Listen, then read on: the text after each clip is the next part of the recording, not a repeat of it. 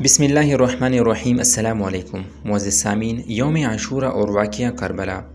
ماہ محرم الحرام ہر سال ہمیں شہدائے کربلا اور بالخصوص نواسۂ رسول سید الشہداء امام علی مقام حضرت سیدنا امام حسین رضی اللہ عنہ کی یاد دلاتا ہے، کیونکہ 10 محرم الحرام 61 ہجری کو تاریخ اسلام میں حق و باطل کے درمیان ایک عظیم معرکہ پیش آیا، جسے واقعہ کربلا کے نام سے یاد کیا جاتا ہے۔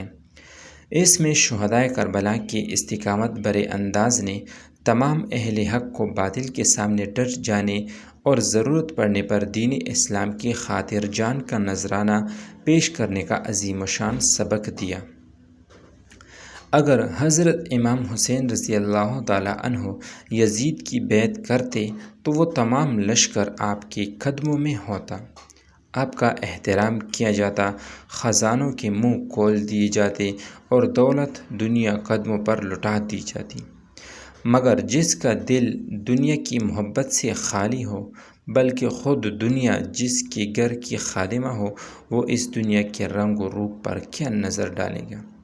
حضرت امام حسین رضی اللہ تعالیٰ عنہ نے راحت دنیا کے منہ پر ٹھوکر مار دی اور راہ حق میں پہنچنے والی مصیبتوں کا خوش دلی سے استقبال کیا، اور اس قدر آزمائشوں کے باوجود یزید پلید جیسے فاسق ملعون شخص کی بیعت کا خیال بھی اپنے مبارک دل میں نہ آنے دیا۔